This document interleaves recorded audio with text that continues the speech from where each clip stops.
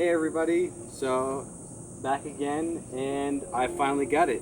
So if you haven't watched the video where I go and pick up my new car, my new FD, be sure to check that out.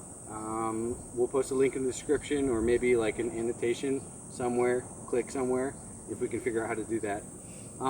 So anyways, I got the car and I love it, and I'm super happy.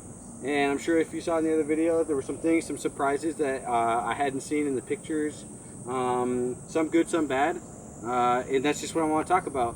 My buying experience. And yeah, let's go over the car real quick. So as you can tell, it's already been a couple weeks. I've done a few things. The car's much slower now. It said in the ad online that there was a suspension on the car, and that turned out to be wrong. There was actually no suspension, not even lowering springs or anything like that. So I went to Up Garage and I picked up some HKS Hypermax coils, and I threw them on a week and a half ago and lowered the car down about 2 inches, 1.75 inches all the way around. And if you also can't tell, the wheels have been painted. We'll post a video later on kind of highlighting some of the fails and wins with that situation. There used to be a chrome finish, and I really didn't like that. So this is the route I went, and I'm actually really happy with the results, and we'll post up that video later on. So anyways, there were a few things wrong with the car, and the things that I really didn't like. I knew from the pictures I'd seen online that the tail lights were going to be changed out. It had these terrible Altezza style chromed out tail lights, and before I even picked up the car, had bought these Zenki tails for about $18 or something like that on Up Garage. Super cool find, awesome, super cheap. They're a little faded, that's why they weren't so expensive, but they look way better than the tails that came on it. One of the bad things about it that I also didn't know is, instead of painting and doing the proper body work when they removed the old wing, they just simply put tape over the old holes. And you can see in a few spots here that it is starting to bubble up. So at some point when I figure out if I want to keep this or ditch it for something else, or just go back to smooth tail, I'm not sure what I want to do. But at some point, I'm going to figure all that out, and I'm going to get the hatch fixed. The paint is in great condition. There are a few spots that will need some repair. So I'm debating on what route I want to take. Maybe a vinyl wrap, maybe something else. Other than that, their car was probably rear-ended at some point. The hatch and the tail and the doors are all kind of different shades of black.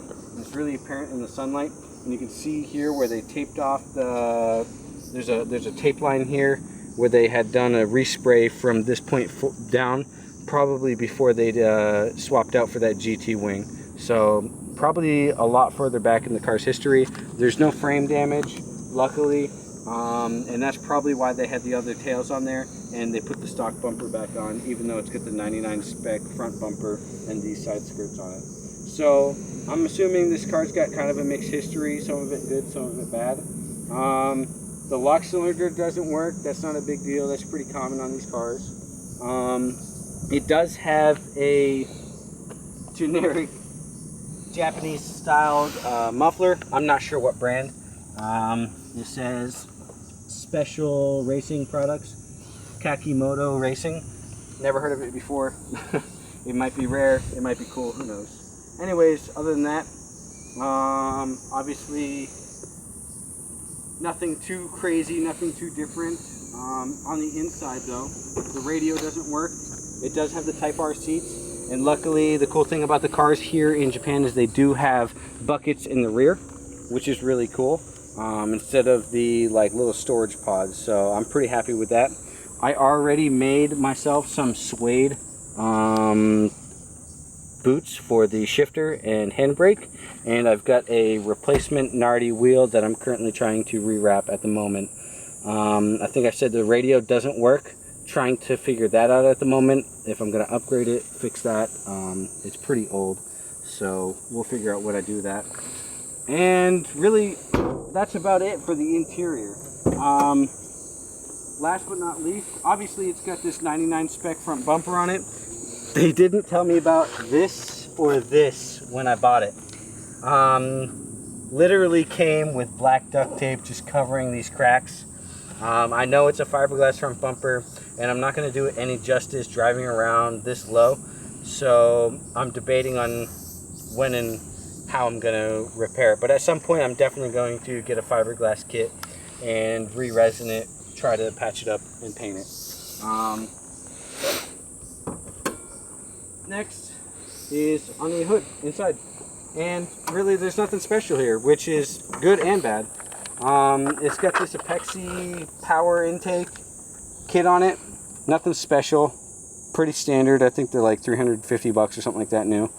And I think this is Apexi. I'm not 100% sure. I haven't seen, usually the ones I've seen are all rubber, like all the way to like here or something like that. So I'm not sure if that's aftermarket or not. I haven't seen an all aluminum one that long before. Other than that, the air pump doesn't work, of course. A few odds and ends. They took the bi-xenon kit out. And last but not least, the worst part about it, and the only thing that wasn't disclosed, was the AC doesn't work. And it's a 92, so it has R12. And I'm currently in the process of getting some adapters and doing the conversion myself. I am certified in AC repair, so that is something that I can do. I just don't have the equipment here to do it. But I figured the price of the equipment versus paying somebody else to do it on island here is about the same. So I might as well get the equipment here, and then if anybody else has some AC problems, I can do that myself. But yeah, thanks for watching. I appreciate you subscribing and checking out everything, and I hope to see you in some future videos. Leaving some comments, leaving some likes, and let me know what you want to see. Thanks for watching, and stay tuned.